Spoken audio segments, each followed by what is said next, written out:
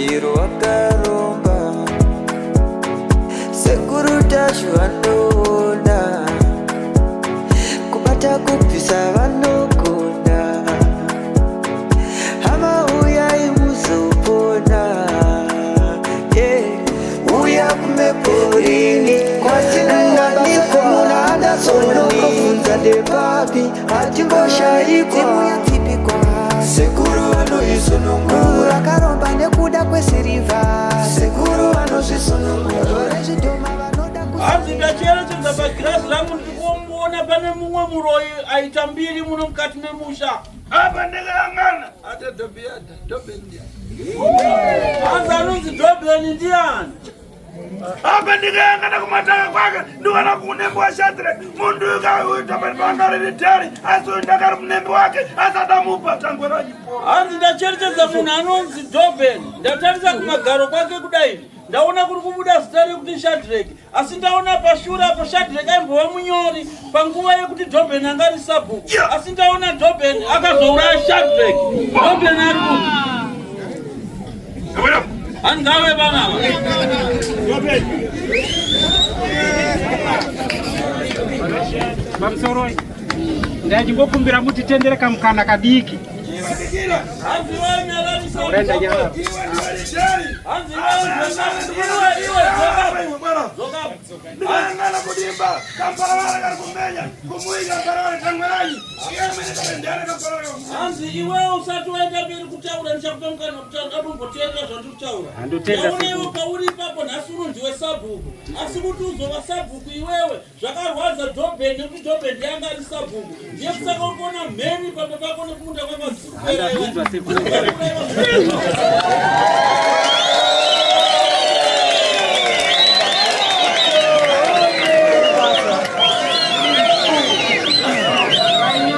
basa achekelele baba achekelele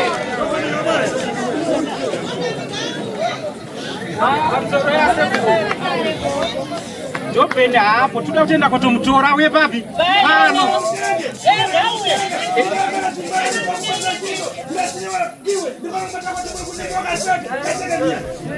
ndachengetedza kumashure kwakamunyo rapika seke kuti Dobheni ange uye pano zvikarunzika seke ndiani hanzi uyavaseke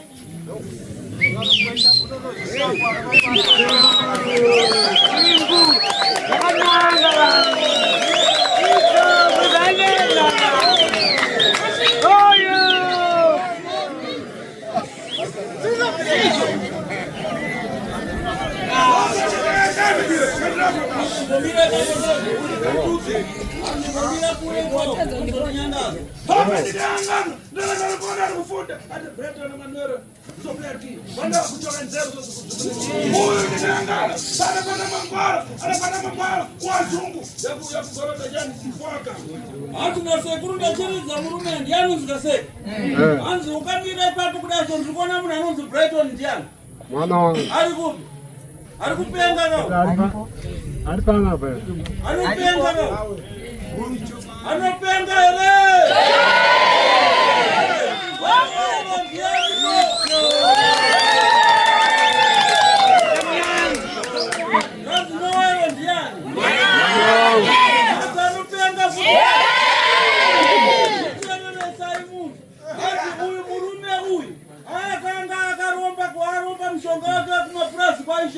angarombera kuketa konja kwa Mungu no mishonga yake hiyo yeye kupendeza watu Jomani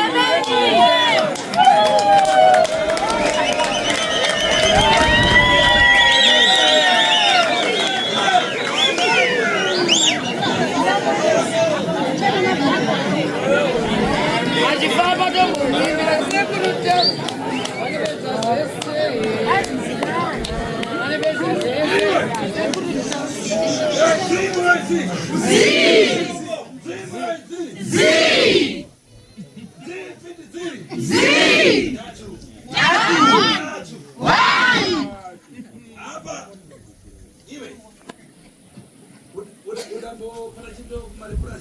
Anzorambobata wamboshanda here kumapurasi kwa rungu. Ya kwa rungu ndakashanda.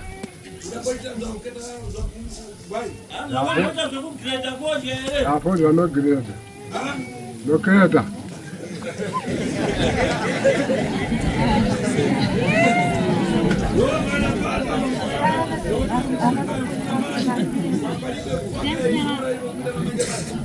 Anzi ndo mishonga yake angaromba yekuti fozha ese murungu ese abana fozha yadarika sampinda namuruoko rwake ndo ndaipati mulungu abude chazvinotsvaka.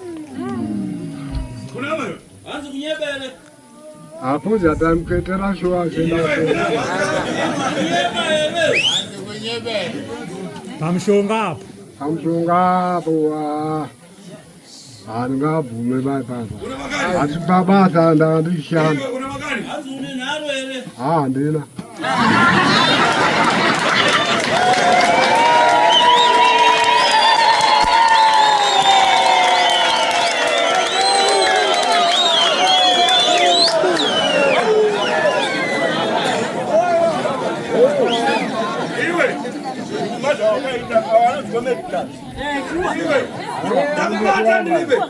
Ikaseka anzi ndakubata ere kana kuti handina. Hayo amna undibata. Kuna magani? Anzi une naro. Ndikuda zindira mshonga wacho umozvonda kunangidza mshonga wacho kuti mshonga washamshando. Anzi aiwa zvakanaka zvazvinochakaipa. Aba mukayangana. Asisha Kuduza tikapita kugorofa nangani yaroko atobea iya ndikuona hapa sikole pamba. Kuti mundu anachemera kuti ndakwaya. Tikayangana adapa mundu aita Romi anakwaya wankane magaramoto ekbatami nakana mabusiness. Tafya wande pale. Anzi kana ndakacherechedza pagirazi rangu ndine munhu wandadana wandati Dhobheni ndiri kumuda kuti auye mudare rangu ndiri kuona pane munhu anonzi Romeo akaurayiwazve naDhobheni achimuurayira kuchekeresa kurima uye kuti motikari ifambe. Anzi uyu kana ane nharo ngajambo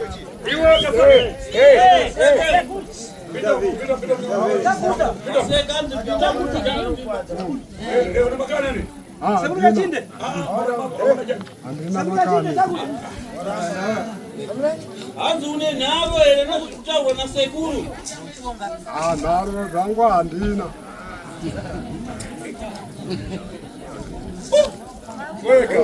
Rega kurira.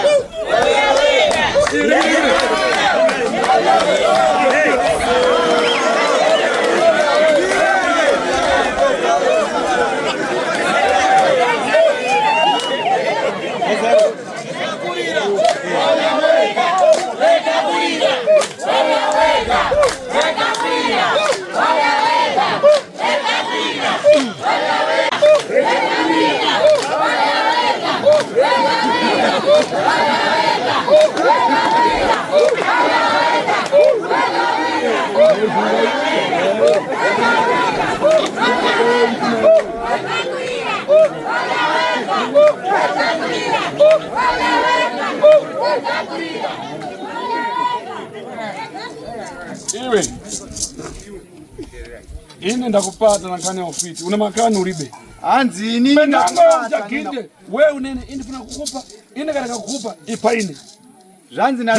Hanzi nasekuru inini ndakubata nenhau yehuroyi yemushonga yakaipa. Kana une nharo here kana uine nharo iwewe neni ndinofanira kukupa. Sekuru wada kukuuraya. Ipaine.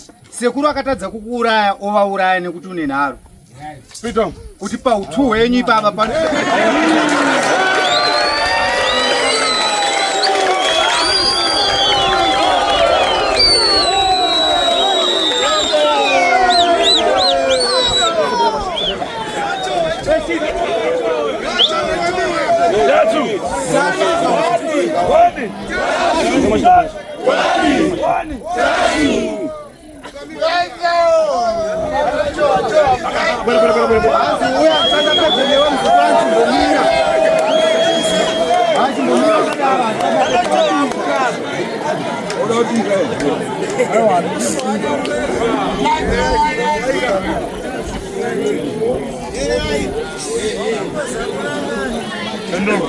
Asfedera hapo saida.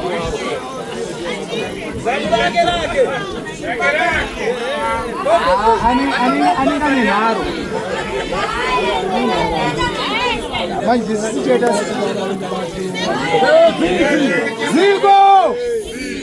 Ziko! Uya nditi bwana kuti tasvimbora mako uyu. Zvanzi atotuka sekuru zvaatoita izvozvo chituko kuna sekuru. Iwe unitukirei? Haina sekuru chituko chawandiita uri unditikireko nhaye muzukuru. Wantukana nini hapa? Ai. Iwe uri fiti nawe. Hanzi iwe uri muroyi kana kuti hausi. Right. Uona iri dzamana mako iyi.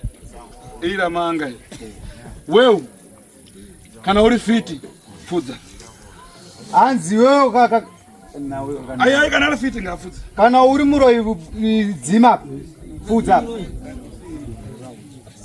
Ah. Okay. Penango hausi fiti fudza. Pamwe iwewe hauzi muroyi dzima futi. Fudza. Hanzi kana usiri muroyi ridai. Unokona kumuraya midia ora zino kuda kumuraya.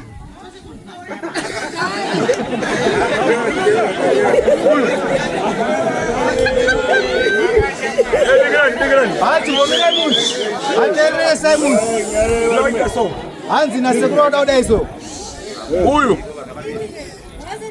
pana familia zake pano bosi tikamuraya atsuramisa basa tikamuraya atakuru aende kumba. Hanzi pane hama dzake here panapa. Hanzi ndoda kungokushowa kwaari da kumuraya takamuraya hatida kumira basa da kuti hama dzacho idzodzo dzamutakura dziende kumba.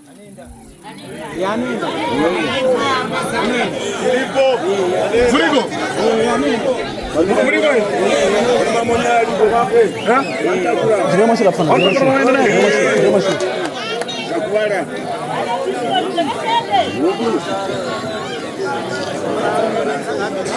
Zona bala mkurundiani. Zona bala mkurumbani. Zona bala mkurumbani. Ndiani. Indiani. Zona bala mkurumbani. Jasu nakasaka mkurumbani. Angada ile hiye. Jasu nakasaka mkurumbani.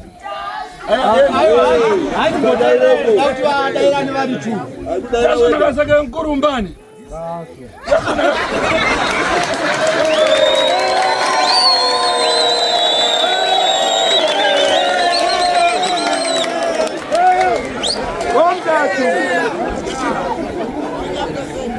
Iwe una makani unaofiki. Hanzi une nharo here kuti hausi muroyi. Uri fiti au usifiti? Hanzi iwe uri muroyi. Ndafuna ukosha fara kumalizira. Haina uda kubvunza mashoko angu ekupedzisira. Unapata makwara ulibe? Wakabata mushonga here kana kuti hauna? Mushonga.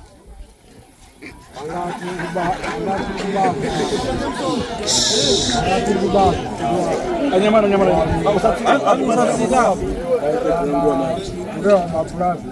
Dikira munze. Taura soda. Yararai munzwisise. Hanzi taura. Aya, itapa musoro vanhu vese. Utaura kwakabata mushonga uchita basa rei. Reva kuvandu. Hanzi tipa musoro ivanhu wewe otaura kuti wakabata mushonga uchita basa rei. Hanzi chimbidza to. Vasarongoshanda chete havasirombobamu. Hanzi wakabata mushonga uri wei. Mushonga wakabata waiva wei. Havangari kungozora chete mwana. Saka chiudza vanhu kuti wakabata mushonga here kana kuti hauna. Ayo ngauza ndapanda ndiribe. Hanzi udza vanhu kuti wakaromba here kana kuti hauna.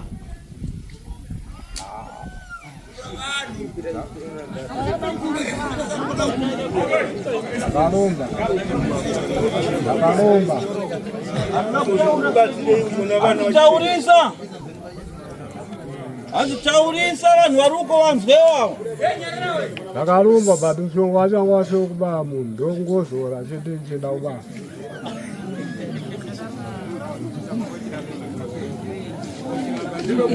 Hanzi nasekuru ndinakunzwa wati kudii.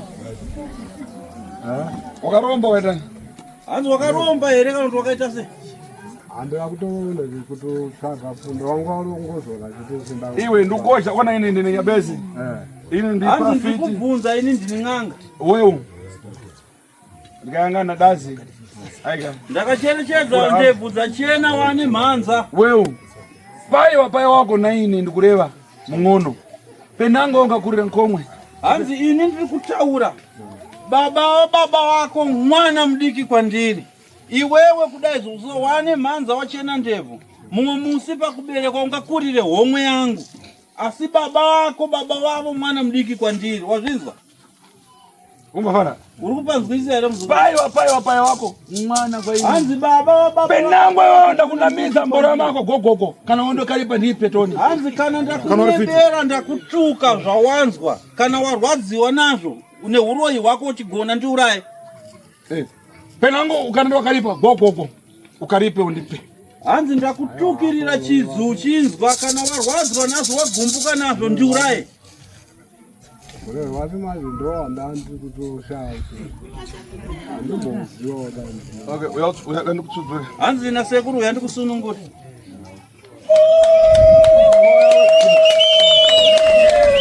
Oyo. Mwana kene. Bila na tate. Sekuru iba kusunungurana.